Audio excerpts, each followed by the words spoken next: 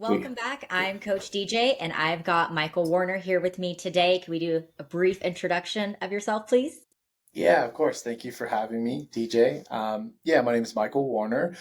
I am a coach on both the performance bodybuilding side, also on the lifestyle side. I also am a coach with Marek Health, a telemedicine company, if you're not already familiar. So, been in the coaching space for maybe a decade now. Started just feet on the ground in the gym, personal training, and then just really evolved from there. So, not to give you the whole long story, but fast forward to now, it's all virtual, and I am a competitor myself, so practicing what I preach and just deep into the sort of hormonal game and understanding how certain hormones impact the body along with your lifestyle and ultimately making better decisions with the direction you want to go when it comes to either introducing any sort of PED or when it comes to risk mitigation and just understanding how these things work so that way we can use them in a safer sort of method and just kind of debunking a lot of pro science that's out there. So that's kind of where I'm at now. And that's actually how we met, I think was on TikTok, right? Because we both had made some content about hormone management and like HRT protocols. And one of the things that Michael had posted recently was basically the HRT trends that we're seeing specifically in women. And I know you work with a lot of female clients and you help manage some of your wife's protocols as well. You guys are both competitors. So I thought that would be a really good topic because we are seeing so many people turn towards performance enhancement as well as HRT, and both in the context of medical necessity and for just performance optimization. So I think the Right. big topic right now is TRT. Yeah, it's probably more prevalent than ever, I think now, especially in the performance sort of space, or at least it's highlighted more, right? Just because of social media, and with that, it's probably perpetuated more use overall. Some for positive, and we've also seen some sort of negative consequences as a result of that. And I think this is why it's really cool to be here with you because a lot of the content that you put out and how I originally found you, I'm like, oh, this she knows what she's talking about. This is awesome. Just to kind of shine a light on the like how things really work and how we should go about utilizing any of these and context around that. And I think where this issue maybe really stems from to begin with is not having a wide enough lens when we understand what are the sort of downstream effects or long-term effects of using even like just testosterone alone, on its own, Mm-hmm. uh, dosages and what goes wrong there. And one probably issue that I find commonly too is not even with the intent for like super physiological doses or pursuing any type of bodybuilding or performance endeavor. It's literally just miscalculations in their dosing because they Yeah. don't understand how to dose appropriately. So And I that's think frustrating. there's Do you a come across that? twofold.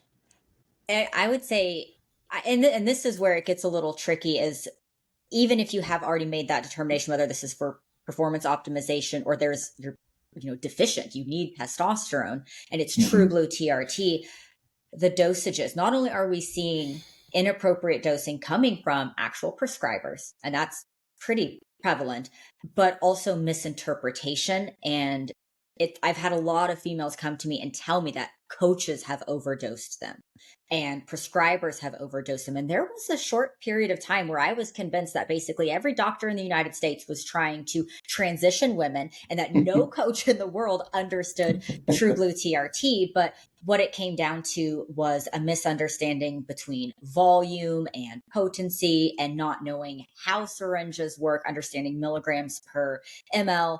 And again, then we have like the background noise of maybe significant others that are trying to handle their spouse's TRT. So that's where we run into a lot of the issues with dosages aren't necessarily what the prescription is, but how it's actually being administered.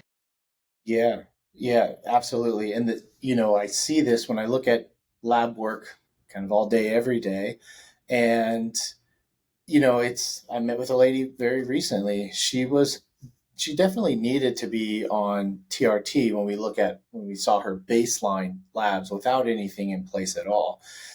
She started it and she just started mentioning some symptoms that she was having. And I'm like, well, how much are you taking? And then she told me verbally the appropriate dose. And I'm like, where are you drawing to on your syringe? And then that's when we kind of really found the issue. So this is where the education really needs to be emphasized, and maybe videos put out there on, hey, this is exactly where you need to draw to. Because even if the intention is good and it doesn't come from a bad place, or you have the appropriate dosages that should be put out there for females on TRT, even if this is coming from not even a coach, but just from a medical practitioner, where, hey, this is the dose you should pull to, like, it can be confusing. You see the concentration, or you have Hmm. however many syringes are out there. Where do I draw to? Where am I at? I don't know. Can you just show me? Like, this is why visual representations are really great. Um, Finding kind of that common ground there it can be tough. So we need to step in, intervene before these sort of deleterious effects happen, and not even just like viralization, just anything overall.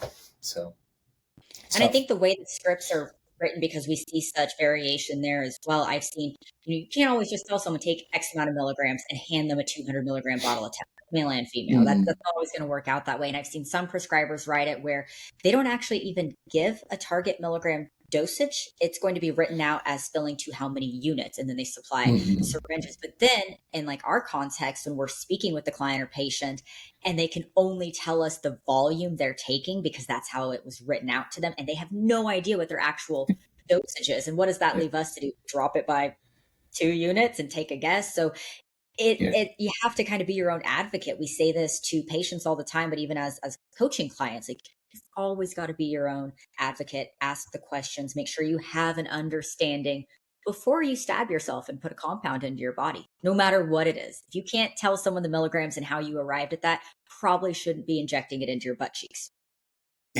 Exactly. Exactly. This is something that we put out every time we send out any type of treatment plan. There's like big warning signs at the bottom. Hey, like, if you do not fully understand how much you should be taking, what that looks like on the syringe, then don't take it. Like, please double check. And if all of those sort of warnings are coming out from a institution that's like a telemedicine company, or from your practitioner, and people are still making mistakes, think about what's happening on the flip side, where you've got somebody's boyfriend, Mhm. husband, coach, like, oh yeah, like, you're good, just go to this amount. It's very, very Well, scary. I'm And 200 pounds and you're 100 pounds, so we'll just cut it in half and we'll be good.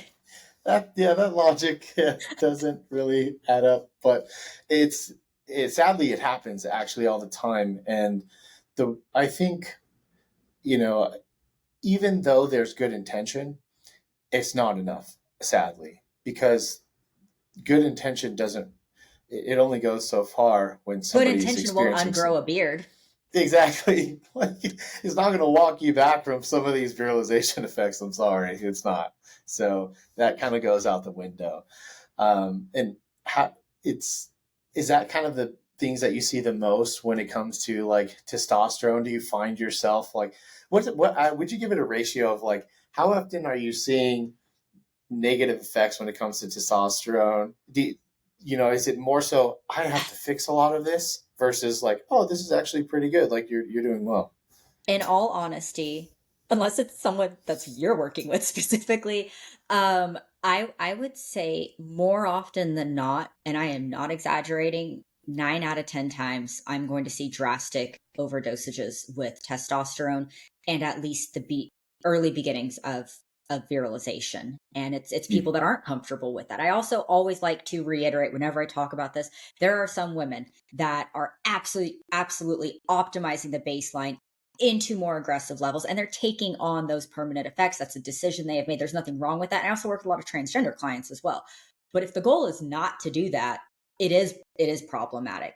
And I would say more often than not, we're seeing over prescriptions or accidental overdoses, and it ends up being a really bad time for the user, when realistically it should be something that's improving your quality of life, the same way we're seeing it in our male counterparts. And unfortunately, we're seeing the opposite. And it's good until it's not. That's what I always like to say. It's really And great when you hit those high levels for like 3 months, and then we've recreated a PCOS environment. We're starting to get the androgenic side effects that we're not wanting, and it's downhill from there. yeah, I think that that part can't be, like overstated enough. And I feel the same, just to echo what you're saying. Like, if somebody, as an individual makes that decision to pursue this path and accepts what those risks might entail, I'm all for it. Yeah, that's great. Make your own decision. All good there. I work with females who are way more enhanced, who have accepted that. Also transgender, clients as well too. So no problem with that at all. It's just the issue is when they don't know they don't know where their risk profile is. Like, how close are they to that risk, or have they even stepped over that boundary, without even knowing it? And as you kind of mentioned, they'll reach this high point. Everything is great until it's not. And then it's like, oh, is this because of a decision I made like a couple months ago, or where am I at? And so I don't think people really anticipate or understand how kind of long some of these things take to actually really take effect. Well, can you speak on that a little bit? I think the advocacy again is a huge aspect, because if you I would never take something without Googling it. Like, it's Yeah. 2024. We have the internet at our disposal. If I'm going to take anything, I Google everything. I always have a phone Mm-hmm. in my hand, and familiarizing yourself with the potential side effects will help you identify early onset, because obviously your patients are working with you very closely. You have a lot of streamlined communication, both at Marek and in your own coaching practices. Not everybody has that third party advocate, so they have to look out for themselves. And like you had mentioned, if you come out the gate and you're running incredibly incorrect dosages for your TRT, or for our PD users, they're using more androgenic compounds, those effects are going to happen hard, quick. Like, you will notice it, and it's going to be abrupt. But for our prolonged users that are kind of riding that fine line of, lower super physiological levels for a woman, not quite into male territories, that can be a year, 2 years, and very progressive. And then, I did a podcast with Dr. Gillum, and she was very open about her own experience. She didn't notice she was virilizing at all. It happened over the course of 2 to 3 years. And then she went back and she's like, I've had facial structure changes, my vocal cords have changed, but it was a slow process. She didn't wake up with a scratchy throat, voice breaking like a boy in puberty. Like, this happened over years, because she was Mm-hmm. riding that fine line. So you've really got to be your own advocate. And this is the importance of having blood work done, which you and I both preach all the time. You're not going to feel your serum levels. You need to have them checked. And that's a big thing. And what are your preferred serum levels? Like, what are your kind of thresholds or target ranges? Yeah, for testosterone in females here. Yes. So really, like, ideally on the lower end, it would be about 30 kind of nanograms per deciliter, and I mean that's still pretty low. I think anywhere between 30 and 80 is a good sort of range to be in. I think, this is safely still within context for the individual. Somewhere between like 50 and 80 can be like a pretty solid range to make significant growth improvements overall, enhance recovery. You can see improved libido, just overall enhanced quality of life. I think really anywhere over an 80 is kind of when you start to step into this gray zone. And then definitely anywhere over 100, that's when you're likely going to experience, exacerbated risk of this virilization. So, And and what one, typical dosage? Oh, sorry. yeah, no, you're fine. Yeah, I guess to answer your question, typical dosages here, like usually, I guess a TRT sort of therapeutic dose can literally just start at like 5 milligrams a week, right? Can it go to 7? Can it go to 10? Yeah, but I hardly even see 10. It's really a mix between like 5 and 7.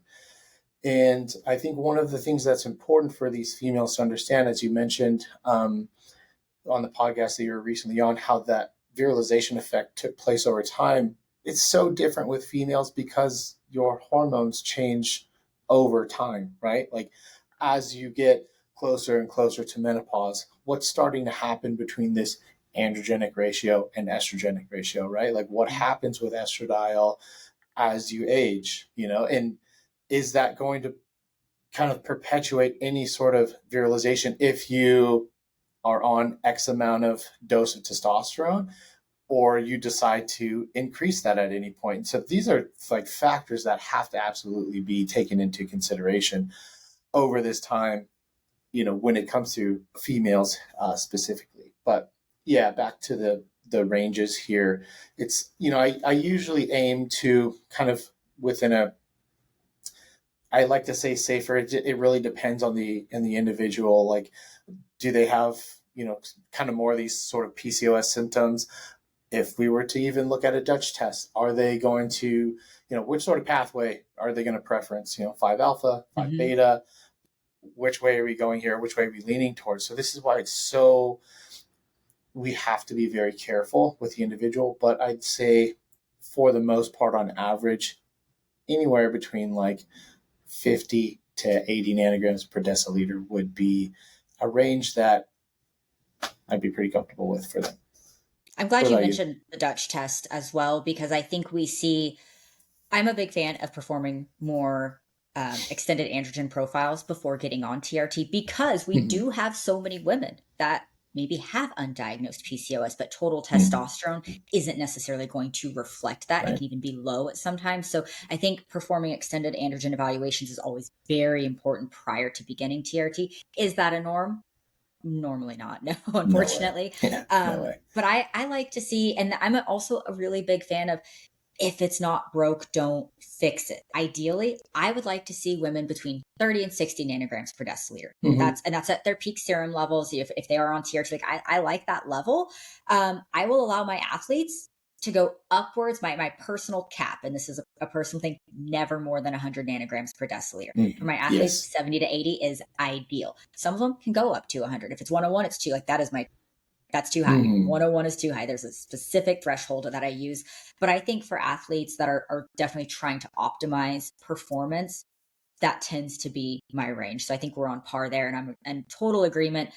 3 to 5 milligrams is usually sufficient, especially if somebody's Yeah. not completely deficient.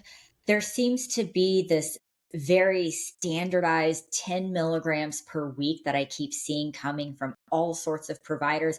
And I'll be honest with you, I have never had a client, one client in all these years that has needed 10 milligrams a week, but she had undetectable testosterone levels, and there was a lot of extensive history of hormonal imbalances and issues prior to that, like 20 years prior.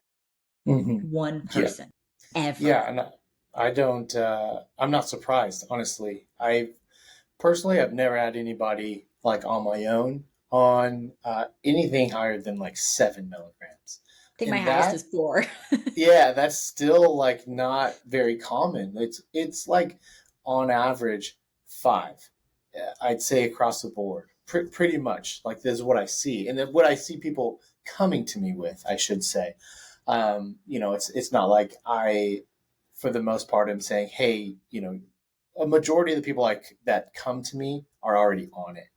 And so it's like kind of adjusting that dose. I'm like, where are you at? What are your symptoms? You know, just give me more context here. So I'd say most of the time it's 5 milligrams, 7 sometimes, 10 rarely, but I've seen it. And it what milligram dosage, or what do you think some things like, you know, that women should consider when it comes to their total milligrams per week, right? If somebody's going to come to you, they just want the basics, like, hey, what dose would I potentially experience any sort of side effects? And obviously, that's kind of a loaded question. You need some context there, but like, if somebody asks you that question, like, what are some takeaways we could give them? I I personally usually recommend a starting dose between 3 and 6 total a week. And I think I'm probably more cautious than the average person in this industry because I realized at the drop of a hat I had issues on DHEA. Mm. So I'm extremely cautious with this. So I usually go 3 to 6 milligrams roughly starting. And then of course follow up labs are crucial. And then becoming familiar with that those introductory androgenic related side effects, what to look out for. And this is really unfortunate. And that's really why I like the way your company's set up and why you how you run your coaching, because you have the opportunity to speak with patients about this. Whereas a lot of people don't even know what virilization is, and if you Mm. come to me on 10 milligrams of testosterone and you've never heard that word, that's a Mm. problem. And then I'll start kind of going through like, well, let's look out for these potential symptoms until we get your labs back to see where they're at. And they'll be like, oh, well, my voice has been cracking and I've been clearing my throat nonstop and I got a new chin hair. I didn't realize that could even be related to the testosterone. Mm. And then they say, well, will the voice crack stop? And I'm like, once it starts cracking, the cracks are there, but you can definitely prevent it from dropping in pitch once we stop. Essentially, it's like hypertrophy of the vocal cords, they begin to thicken. So that's, I try and talk a lot about virilization symptoms. Again, nothing wrong with it if that's something you choose, but most women looking for HRT, that's not their goal. And so Correct. Yeah. familiarizing with the symptoms and then starting and then making sure you're pulling your labs. I've known so many providers, they treat them like males that are trying to essentially get insurance to cover their TRT. So they'll say, do your injection, skip your next injection, wait a week, and then check your levels. And I'm like, the whole point of lab work is to get an accurate assessment. And you're intentionally skewing your values, allowing them to drop. And you're going to think that you need more testosterone when in fact you're incredibly overdosed as is. Yeah. That's that's a huge issue. Main point there is the skipping or of the dosages there, right? Like I just saw labs kind of come across my desk yesterday. Her levels were close to 200 nanograms per deciliter. That was after a week and a half off of her previous What's the injection. highest you've ever seen on a Oh, female on a lab? female, um, I think around 800. Yeah, around I've seen, 800 or I got so. to 650 has been the highest I've seen. That wasn't peak Yeah, serum levels though. yeah. See, that's the thing. Yeah, like when are they injecting, and then when are they getting the labs drawn? So who knows what this lady's testosterone is like on average when she's consistently injecting, and that absolutely has to be taken into consideration there. Like you mentioned, some of the symptoms and feedback that these women may not even know are associated with their testosterone. One of them I had recently, she was like, "Yeah, I just started having some acne out of nowhere. I never really had any acne. I went to my doctor to get some Accutane, and they put me on it." First, kind of like other red flag there, maybe something to consider that she didn't really think about in this process. She's just like, yeah, I just saw my doctor for some acne. That she's been with this doctor one for many years and never had this problem before. Her doctor didn't draw labs and didn't even ask her about her testosterone or anything. So this is kind of immediately like a, why are these doctors not asking these things? So that's an issue kind of on its own. I see that Um, a lot with spironolactone. I cannot yeah, believe, and the amount of women that'll get on TRT and then go to their doctors or dermatologists to be prescribed. Like, well, did they pull an androgen profile? No, they just said it was hormonal. And I said, did you tell them you were on testosterone?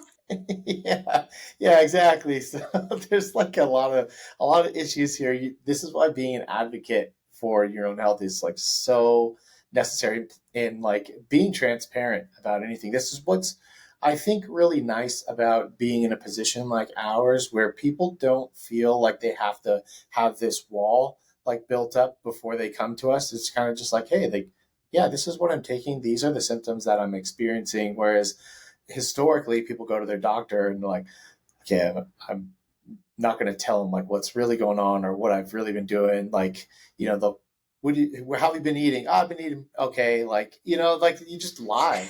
And that I think a lot of that we've been able to stop.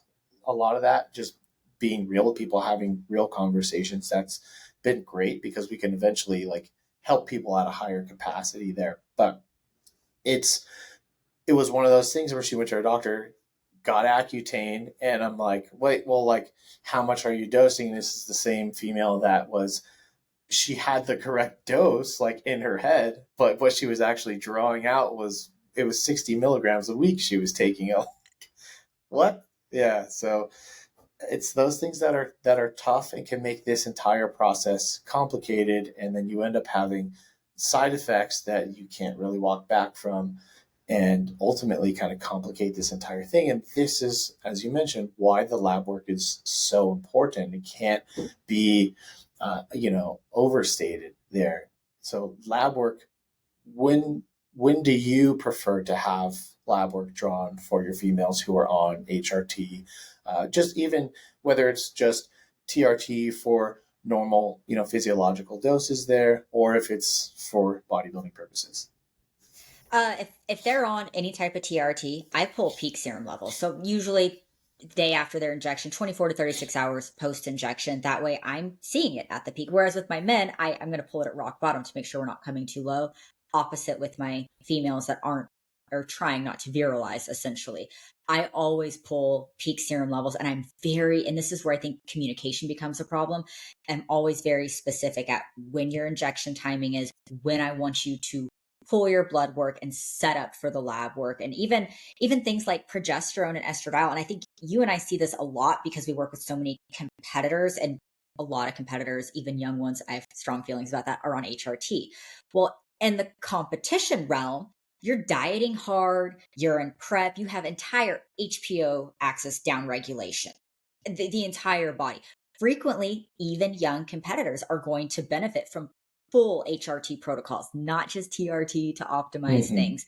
But then what that translates to is general population seeing, hey, it's okay to be 22 and on a full HRT protocol to optimize things, not understanding that these competitors have dieted down and just trashed their hormones. And then we see maybe somebody that goes in the early follicular phase of their menstrual cycle, and then the provider is going to see these levels and be like, okay, we need estrogen, progesterone, testosterone.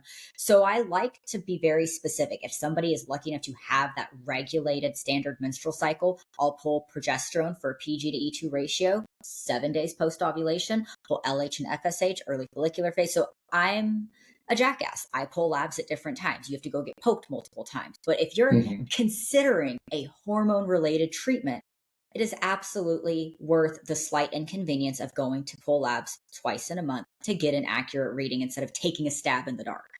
Oh yeah, for sure. Because what's the alternative? Yeah, you end up with side effects and an inaccurate representation of what's going on that piece of paper at a given point in time, right? So, yeah, I am fully on board with that. This is a lot of the times what I actually end up doing is just explaining where can they find their E2 estradiol at in the follicular phase, in the luteal phase. Same with progesterone, and same with LH and FSH. What is going on there? Where testosterone might be in that place if they're not on anything at all. And at what point in time are they drawing things? And then also to be considered is what I think is kind of commonly and unfortunately missed a lot of the time is, are they on birth control I was at just all going to bring too? that up, and that's a hot topic because so many people will get prescribed and nobody asks, are you on like a combined oral contraceptive? That Mm-hmm. question frequently gets neglected. And then I'm like, so you're on a birth control and HRT because of your suboptimal hormone levels? And especially in Yes. young women, like and this is a big conversation I'm sure you have. Like, it's not necessarily our role to tell someone like you don't need a contraceptive. Like that's a Correct. whole conversation. I feel like birth control Correct. has been demonized as a whole in the coaching community, which can be problematic. And the question I always phrase is, okay, which would be more problematic for you at 21?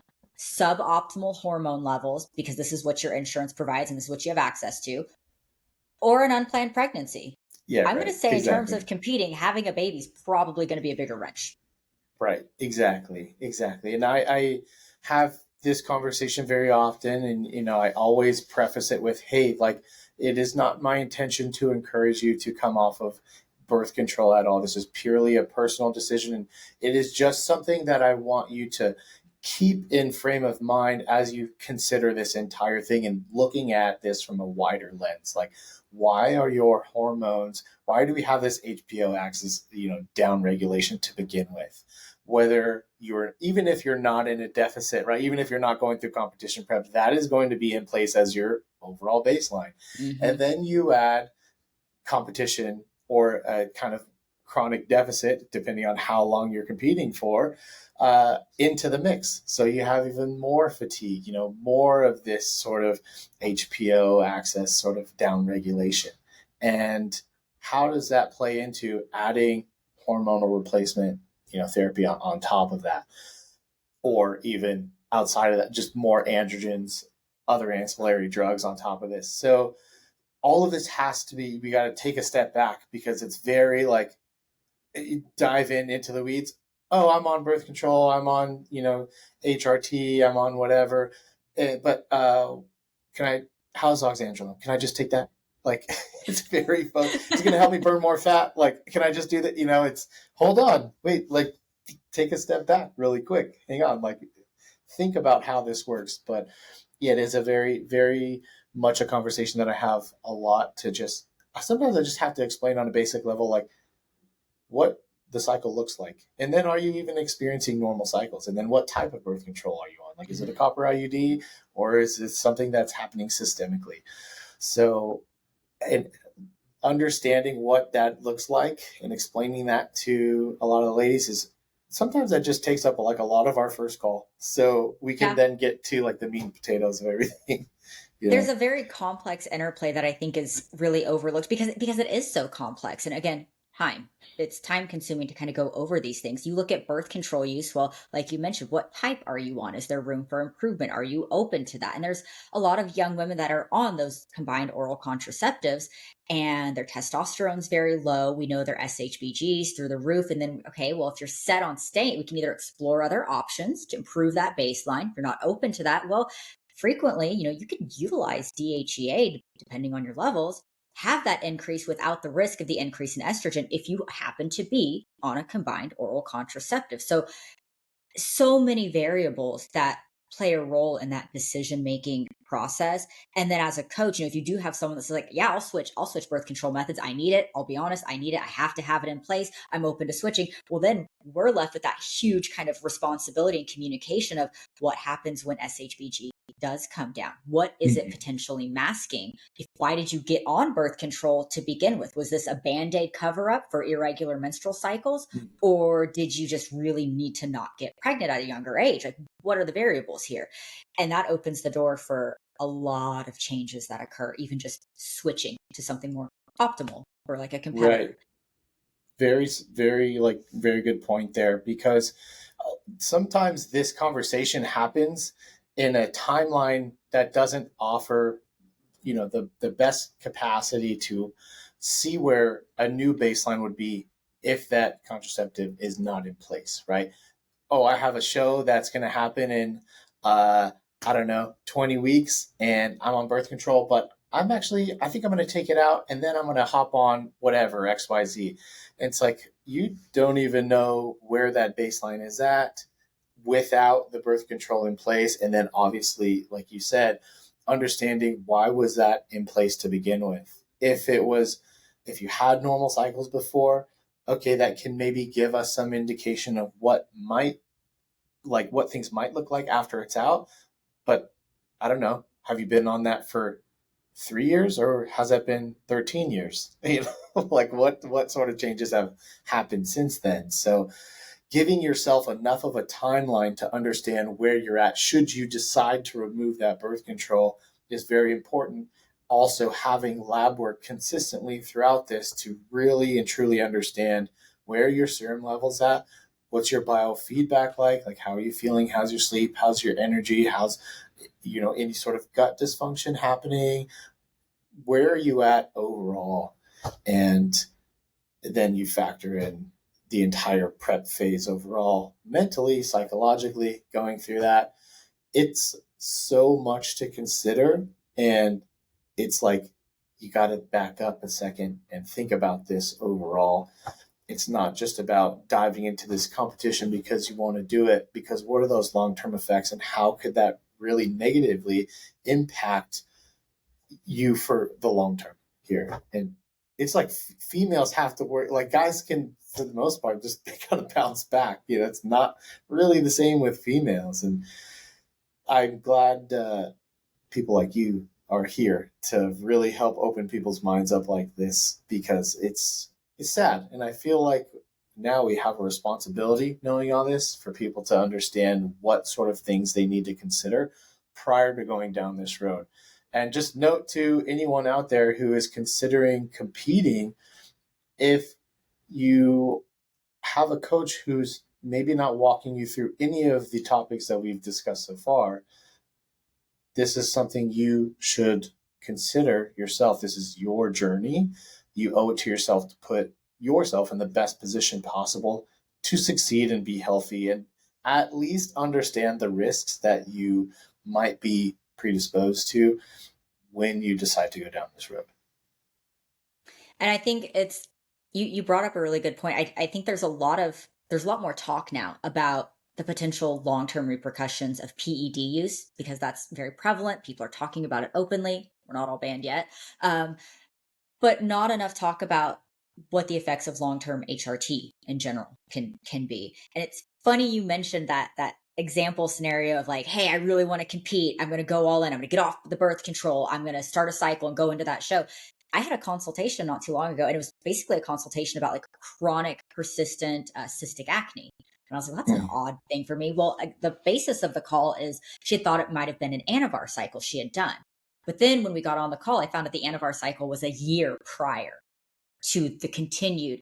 So when we started going through the timeline of events, looking at blood work throughout the last few years, and fortunately she did have labs, it was a situation where she had been put on birth control for PMS management, irregular cycles, and it was a combined oral contraceptive. SHBG was very high. Well, she wanted to compete. Coach said, you don't need birth control. It's bad for you. Suboptimal hormones. Ripped her off, put her on an Anavar cycle. Did great, got her gains. Then she came off the Anavar, and of course, we know the reductions that are going to occur with sex hormone binding globulin. We already know that the birth control has now been removed, and that was a mask. When we looked at her labs, total test looked very normal to the naked eye. Free test was through the roof. DHEAS was through the roof. 17-OH progesterone. Her glycomark scores definitely indicated insulin resistance.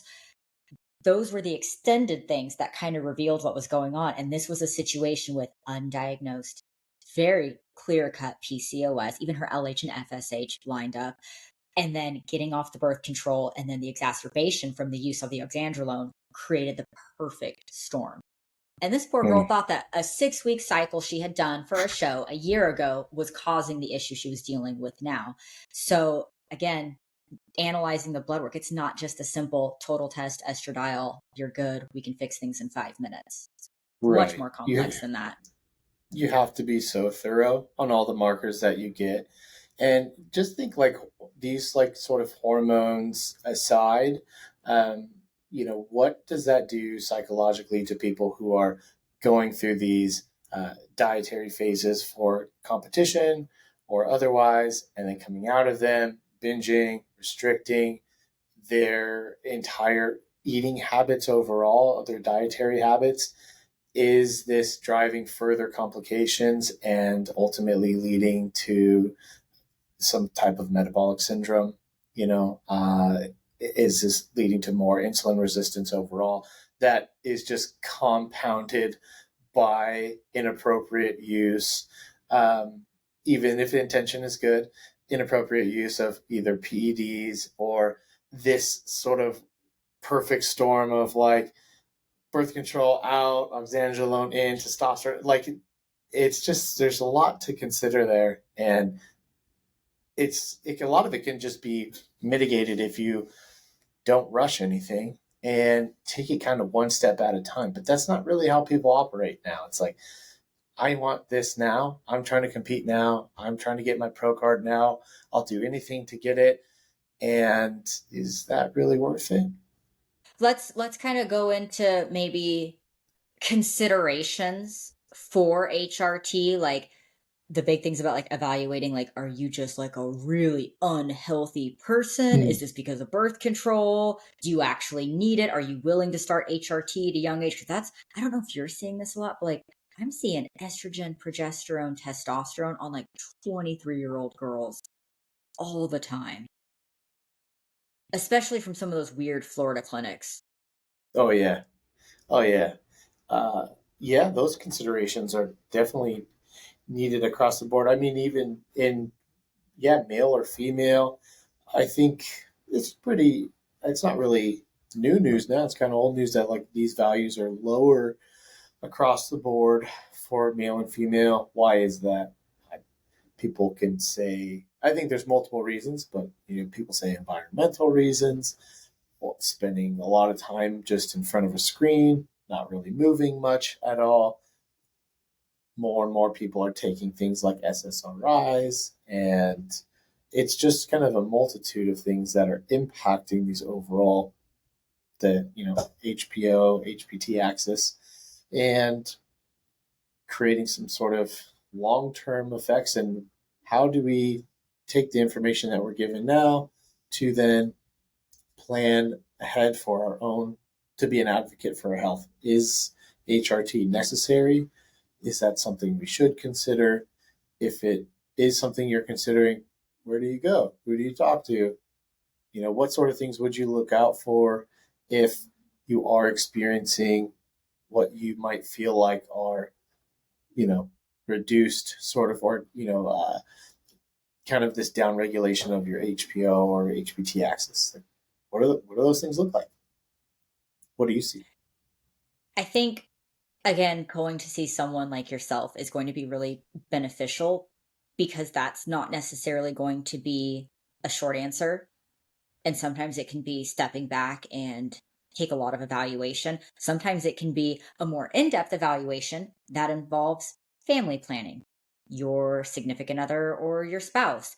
It's not always going to be just an isolation answer either. And unfortunately, especially when you are, it's really cool when you can get this care covered by your insurance and go through your primary care provider. But if you're not working within a practice that specializes in HRT, that's going to be able to afford that time. When you, like, as a patient care advocate, you're able to spend that time with your clients on the phone, ask those questions, go through assessments. Standard practices, you can't. You have 15 minutes max with a patient. And if you're not going to hit that, you're not going to stay at that practice. So it's not even their fault, but those questions aren't being asked. And again, that's where we tend to see some of the inadequate prescription dosages, I guess, for various things. So seeing someone that specializes in HRT and you can have those conversations with is very, very important. And not all doctors are going to be comfortable saying, like, you have a horrible, unhealthy lifestyle. And you may not always be honest with your doctor. You had brought that up as well. But if you eat like garbage and you are inactive and you're not strength training, and again, we talked about, the use of birth controls, there's a lot of factors that can affect your hormones that would not make you a good candidate for HRT. You need to clean up your lifestyle if you have any aspirations at decent longevity and health. And it's not always going to be an HRT solution.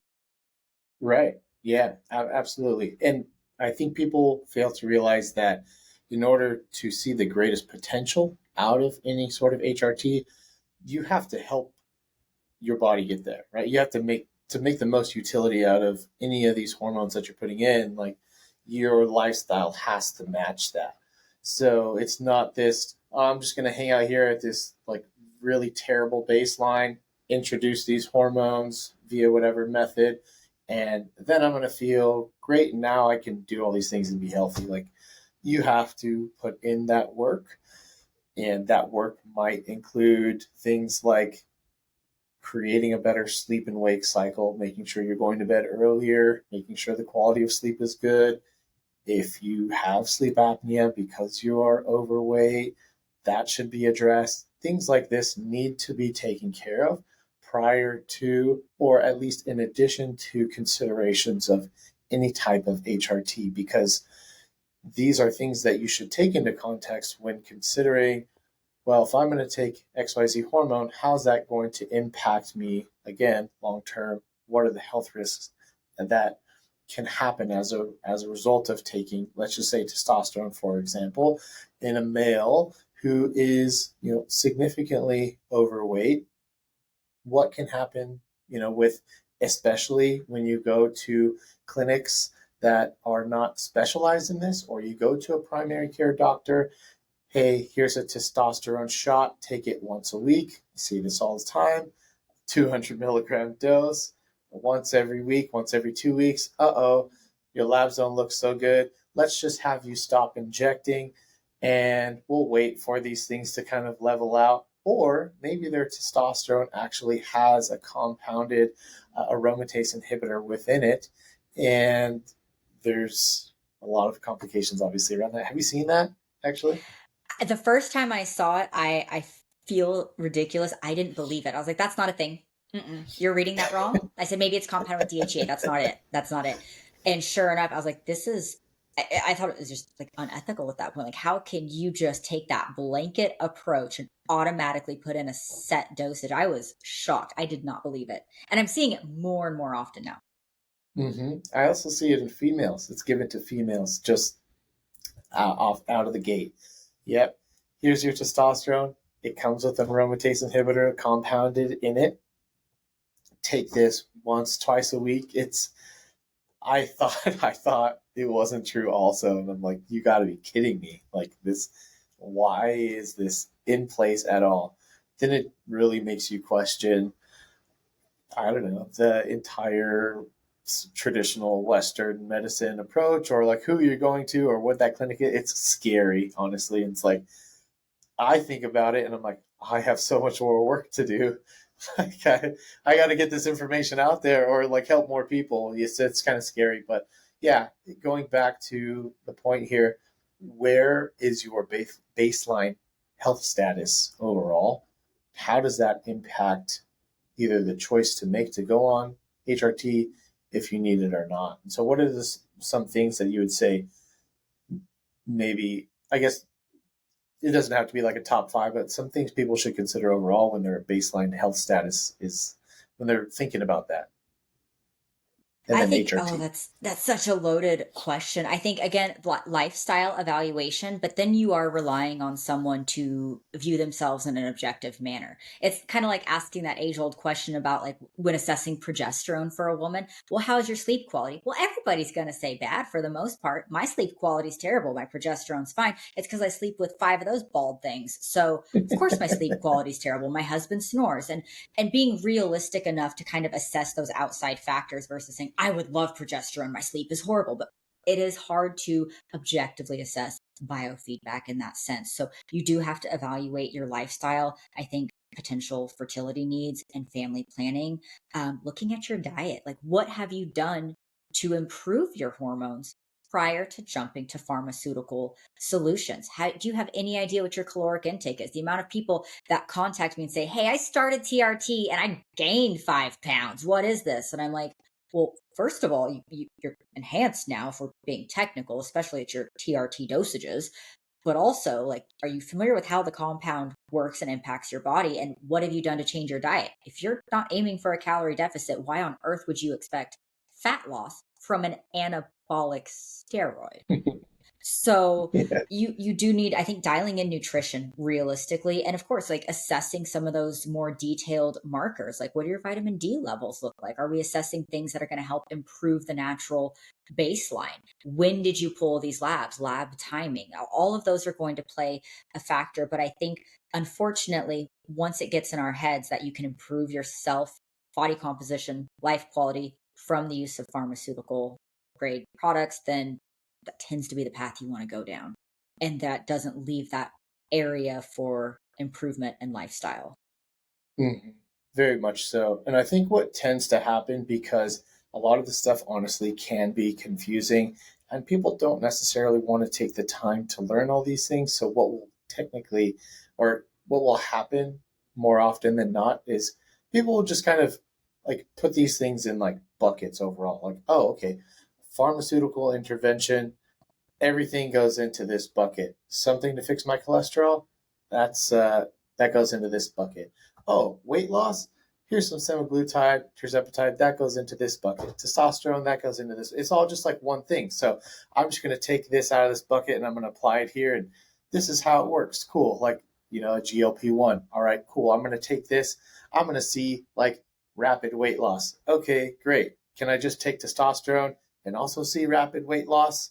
No, what? I gained weight. What's going on? You know what I mean? Like they kind of like put them all in the same bucket and just kind of expect them to either work the same or similar ways and don't really understand the intricacies that go into how these things work, why they work the way they do.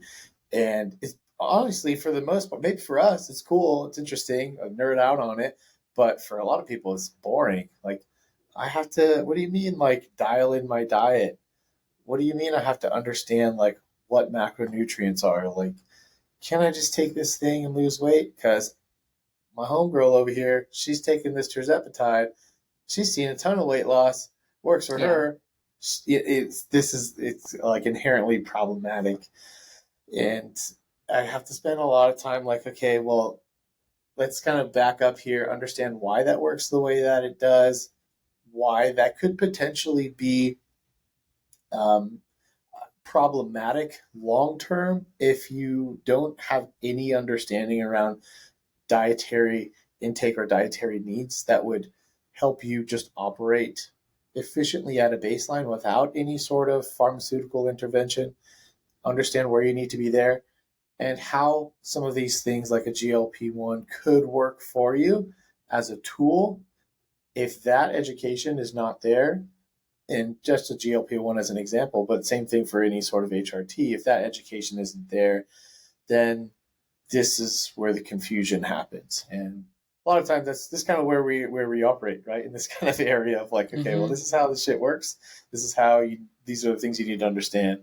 So it's problematic. And I think with the baseline of overall health values, this is where it's important to establish, okay, like, are you overweight? Do you understand what your nutritional needs are, what they should be based on male, female, age, body composition, lifestyle, sleep, any sort of family medical history, any sort of autoimmune things going on, anything like this. It's so much more in depth, but I hope people can begin to appreciate why all of this is necessary because at least from the beginning, long term after somebody works with you, long term they start to understand, oh, this is Yeah. why she needs to know all this stuff because it makes sense.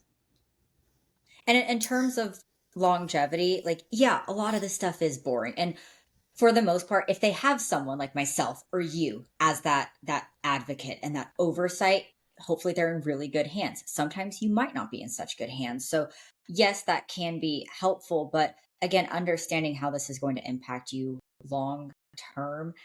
I work with a lot of elderly demographics. And I think that's unusual in the coaching realm, but I do like fall prevention classes. So I go to nursing homes and I I can't express the importance of adequately fueling yourself with good nutrition, staying active, and prioritizing sustainable muscle over the course of your life. And in the short term, we want to feel better, look better, all of those great things, but we have to look at long term. And unfortunately, I think people start making those future considerations way too late. Way too late. I actually And especially for started women, a lot of out. us will end Yeah. up on HRT. Yeah, absolutely.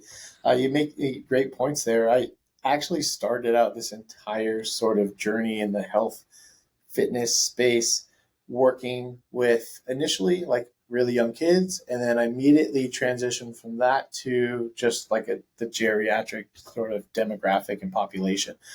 So that was sort of the initial, and I saw a wide range there for people who were taking care of themselves for many years and they're still doing push-ups in like their 80s. I'm like, this is insane. Like, this is really cool.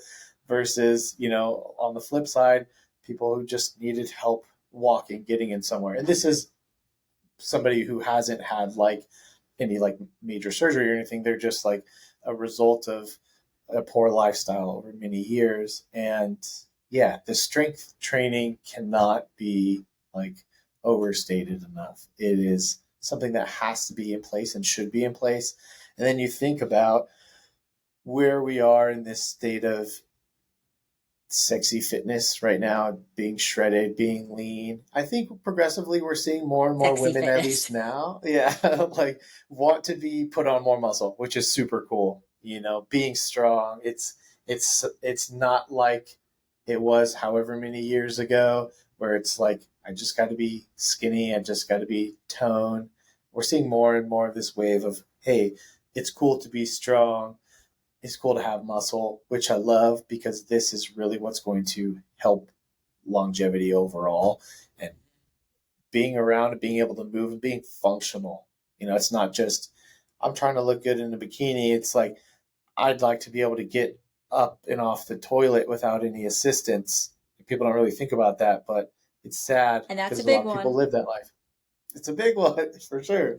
So these things have to be in place. So understanding where your baseline is at overall, again, circling back to help your body at least potentiate the positive effects of these hormones. If you do decide to bring them in by really optimizing, and that's kind of like a trigger word these days, but really optimizing your health, health and lifestyle as it is. And that's a big one too. And I think, a segue, because I would like to film with you again and kind of touch more on the PED use. There is that fine line. There's that gray blurred area of like, okay, medical necessity, HRT, performance enhancement and optimization, and then blatant use of performance enhancing drugs. And I think that's what we'll dive into next time, particularly the growing popularity. Everybody likes to talk about Primobolan and Anavar use in women. And then, of course, now we're not seeing TRT, we're seeing sports TRT in males. So I think we'll kind of dive into that next time. But Awesome. where can they find you? I'll put a link for you in the description. Where can they find you? Yeah, you can go to setthestandardfitness.com. You can also find me on Instagram at Mossum. And yeah, that's where you can find me there. Also, if you do go to marekhealth.com, you can find me as one of the health coaches there. I work with several amazing individuals. So it's nice to be in a position like that where I'm surrounded by a lot of very intelligent people, and which ultimately kind of led me here to you, which is really, really cool. So Well, thank you so much for joining me. And until next time. awesome. Thanks, All DJ. right. Bye.